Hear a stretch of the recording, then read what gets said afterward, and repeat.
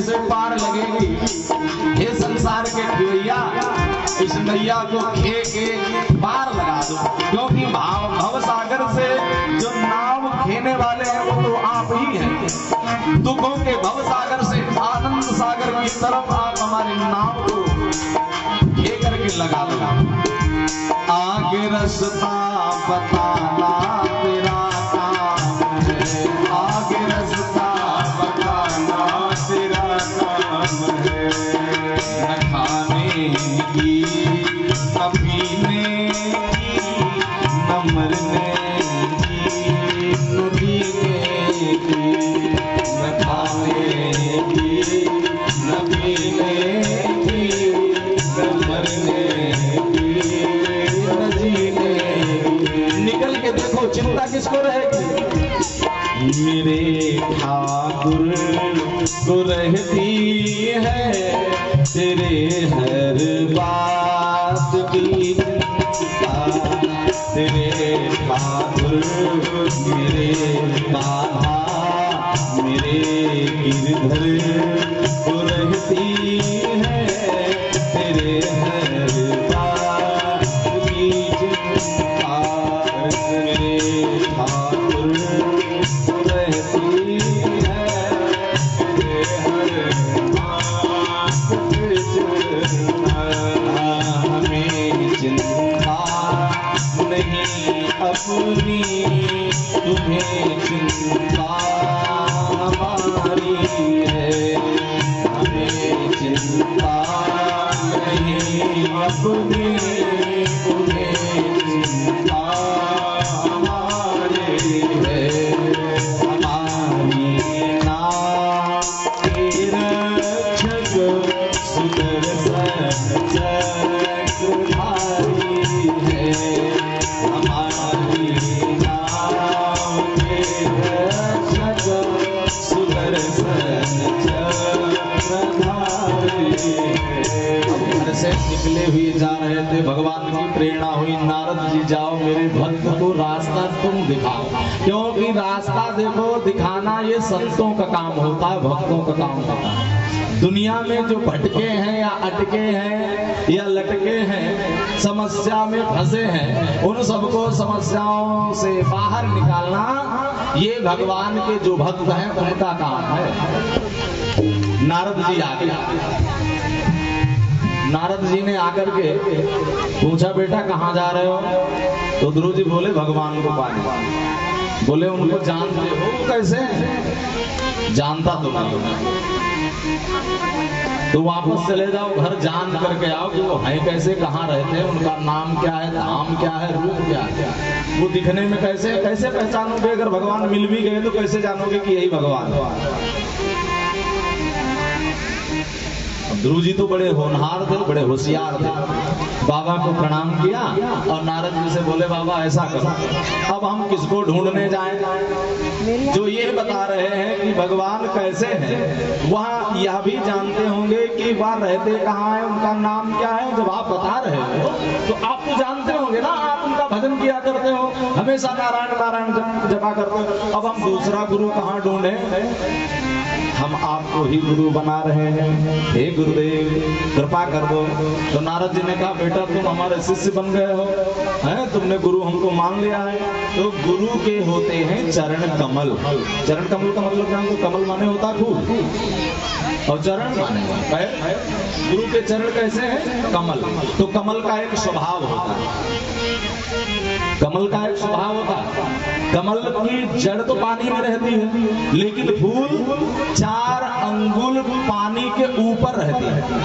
जो फूल रहता है वो आप देखेंगे जब तालाब में, तो वो 4 अंगुल 8 अंगुल पानी से ऊपर उसकी नाल होगी, उस पे फूल होगा। पानी बरस जाए ज्यादा तो भी फूल डूबता नहीं है। कमल का ये स्वभाव होता है, कमल का फूल डूबता नहीं। अगर 4 मीटर पानी बरस गया तो उसकी नाल 4 मीटर ऊपर बढ़ जाएगी, रहेगा जल के ऊपर है, डूबेगा नहीं। और कमल पर रहता कौन है? कौन रहता है? भंवरा। कमल के पराग का आनंद लेता है भ्रमर। और कमल बैठता है फूल पे, कमल के फूल पर बैठता है भंवरा। अब भंवरा, अच्छा आप बताओ, कमल नहीं डूबेगा, बरसात हो जाएगी, आंधी चलेगी, पानी बरसेगा, तो कमल नहीं डूबेगा तो उसमें बैठा हुआ भंवरा डूब जाएगा। पानी बरसात होगी तो भंवरा भी नहीं डूबेगा, बच जाएगा, क्योंकि कमल जब पानी के ऊपर रहेगा। ऐसे ही जो गुरु के चरण कमलों का आश्रय ले लेते हैं, ध्यान रखना, जो गुरु के चरण कमलों का आश्रय ले लेते हैं तो ना तो गुरु जी ही डूबते हैं, ना अपने शिष्य को ही डूबने देते हैं, हमेशा भव सागर के ऊपर ही उन्हें पार लगा देते हैं। ये गुरु जी। गुरु जी ने कहा बेटा ऐसा करना, देखो भगवान बाहर नहीं मिलेंगे। तो गुरुदेव कहाँ मिलेंगे? बोले तुम्हारे हृदय में। आंखें बंद करना, उन्हें आंखों से नहीं देख पाओगे, उनमें इतना तेज है, शक्ति है, आंखों से नहीं दिखेंगे। आंखों को बंद करके हृदय में झांकी बनाना, मोर मुकुट पीतांबर धारण करे हुए, अधरों पर मुरली, प्यारी सी मुस्कान, सुंदर कमल की पंखुड़ियों के भाग उनके नेत्र, और मुस्कुराते हुए, मीठे मीठे मुस्कुराते हुए बड़े प्यारे लगते हैं। उनका हाथ में चक्र, शंख, गदा, पद्म इत्यादि लिए हुए, और उनका नाम है ओम नमो भगवते वासुदेवा। मंत्र दे दिया, इस मंत्र का जाप करना। अगर 7 रात तक इस मंत्र को जप लिया तो भगवान तुम्हारे पास आ जाए। गुरुजी ने बता दिया। और जपना कहाँ है, स्थान भी बता दिया। देखो पूजा पाठ करने का अपना एक महत्व तो है ही। घर में पूजा करो तो उसका अलग महत्व है, वही घर के बाहर देवालय में जाके करो तो अलग महत्व है, गंगा के तट पे करो तो अलग महत्व है, और भगवान के धाम में जहाँ पे भगवान ने लीलाएं की हैं वहां पे जाके अगर जप करो, पूजा करो, तो दान करो तो उसका हजारों गुना फल ज्यादा मिलता है। गुरु जी महाराज को भेज दिया। तत्रात गक्ष भद्रम पे यमुनायास्तटं शुचि पुण्यं मधुवनं यत्र सानिध्यं नित्यदाः। जहाँ पे श्री हरि नित्य ही लीला किया करते हैं, तुम ऐसे धाम वृंदावन को चले जाओ जहाँ मधुवन है। देखिए यहाँ तमाम वन है, ताड़ वन, मधुवन, बेल वन, वृंदावन।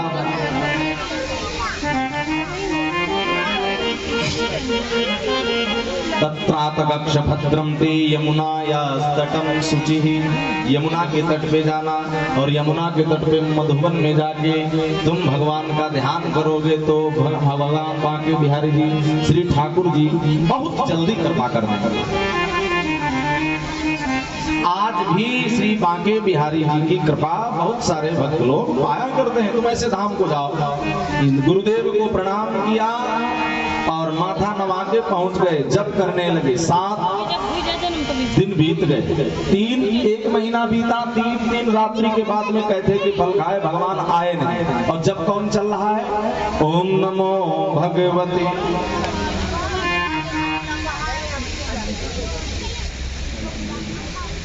नाम बता दीजिए। अच्छा, गुप्त दान।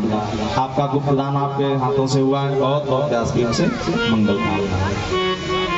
ओम नमो भगवते वासुदेवाय। ओम नमो भगवते वासुदेवाय। ओम नमो भगवते वासुदेवाय। 1 महीना बीता, भगवान नहीं आए तो ध्रुव जी ने अपनी साधना को दूसरे महीने में 2 गुना कर दिया।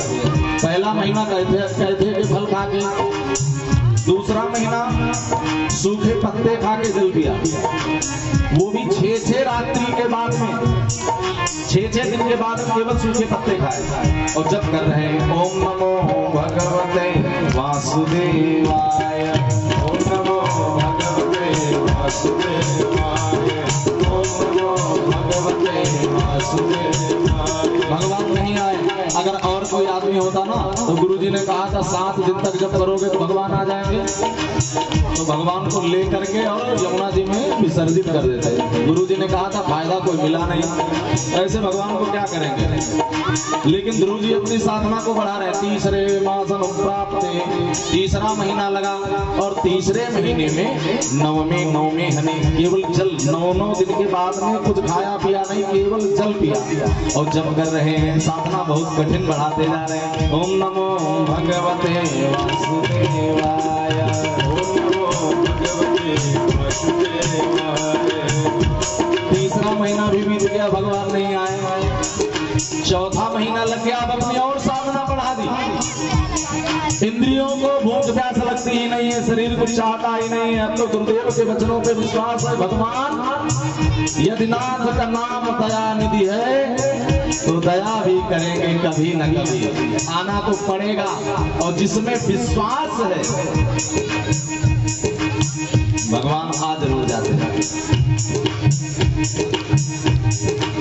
5वां महीना 5वें मास अनुप्राप्ति चौथे महीने में केवल 12 दिन के बाद श्वास को लिया, प्राणायाम के द्वारा आंखें बंद है, हृदय में झांकी है। 5वां महीना लगा तो प्राणायाम के द्वारा श्वास को खींच के ब्रह्मांड में स्थिर कर दिया और अब ना श्वास लेना है और ना ही छोड़ना है, रोक दिया। 5वें मास अनुप्राप्तो जित श्वास सूर्य पात्मजा ध्यान भगवतो रूप नाद्राक्षित किंचना परम। किंचित मात्र भी इन्हें कष्ट नहीं है और प्रेम से नाम पुकार रहे हैं। ओम नमो भगवते वासुदेवाय, ओम नमो भगवते वासुदेवाय, वासुदेवाय प्यारे वासुदेवाय, वासुदेवाय प्यारे वासुदेवाय, वासुदेवाय प्रभु वासुदेवाय,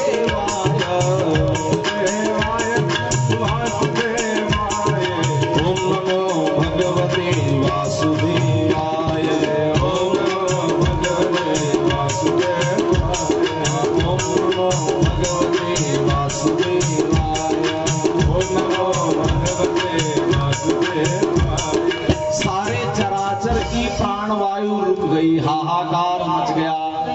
मुझे तो वो दिन याद आता है पिछले साल का, ऑक्सीजन की कमी हुई थी तो हाय हाय मची थी, त्राही मच गई थी पूरे भूमंडल पर। जितने भी पैसे लग जाए कोई बात नहीं है, 50,000 का चाहे मिले चाहे 1 लाख का मिले, गैस सिलेंडर ले लो, ऑक्सीजन का हो सकता आवश्यकता पड़ जाए। तो जीवन देखो, ये प्राणवायु कितनी महंगी है। आप जरा देखो जो फ्री में ले रहे हो कीमत नहीं समझ रहे हैं और खरीदना पड़ता तब कीमत समझ में आ जाती है, तो बड़ा महंगा बिल पड़ रहा है। जो धड़कने चल रहे हैं, कन्हैया धड़का रहे हैं, कोई कीमत नहीं। और ये वेंटिलेटर पे भगवान करे कोई न जाए लेकिन जाना पड़ जाता है। आप देखिए बड़ी समस्या होती है एक चीज का। और जो आप जल पी रहे हो, भोजन कर रहे हो, आराम से खा पी रहे हो, हजम हो रहा है, इसकी कीमत नहीं है। और कभी कभी नहीं मिलता है तो मालूम पड़ता है कितनी कीमत है इसकी। वास्तविकता में इन चीजों की कोई कीमत नहीं है। ये अनमोल वस्तुएं हैं जो ठाकुर ने मेरे लिए उपलब्ध कराई। जब चराचर की प्राणवायु रुक गई, भक्त की इतनी कठिन तपस्या, चराचर की प्राणवायु ही रुक गई। अब भाई ऑक्सीजन नहीं रहेगी तो जीवन कैसे रहेगा। देवता सब भागे भगवान के पास गए, भगवान से प्रार्थना किया, गोविंद कृपा करो। भगवान ने कहा माम वैष्णवालम तपसा दुरत्यया, मेरा एक छोटा सा बालक है भक्त उत्तानपाद का पुत्र, उसका नाम है ध्रुव। माम वैष्णवालम तपसा दुरत्यया निवृत्ति श्री प्रतिया स्वधावा यतो ही वा प्राण निरोधी आसीत् उत्तानपादैर्मपि संगतात्मा। और उसके ये तपस्या का ही फल है कि चराचर की प्राणवायु उसने अपनी तपस्या के बल पे रोकी। देवताओं ने कहा प्रभु वो चाहता क्या, जो भी चाहता हो दे। भगवान ने कहा यही तो बात है, वो चाहता मुझे, मेरा नाम जपना है, मुझे चाहता मेरी गोद में बैठना चाहता। मेरी गोद में ऐसे कौन बैठ पाएगा। देवताओं ने कहा प्रभु जो भी चाहता है, अगर गोद आपकी चाहता है तो बैठा लो आप गोद में। कोई अगर गोद में बैठना चाहता है तो बैठा लो, कम से कम आपकी गोद में बैठने पर चराचर के प्राण तो बच जाएंगे, नहीं तो सारी दुनिया एक क्षण मात्र में ही साथ खत्म हो जाएगी।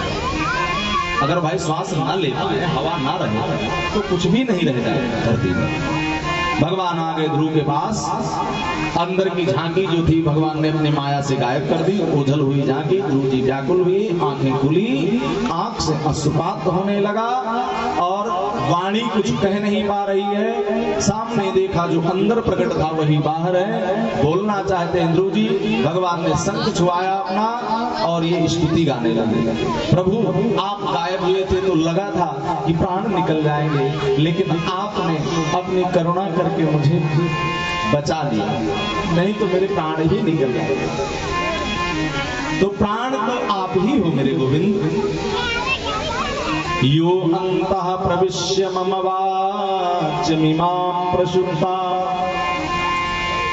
वाणी किसी की दम नहीं है कि कोई बोल पाए, जो वो बुलवा रहा है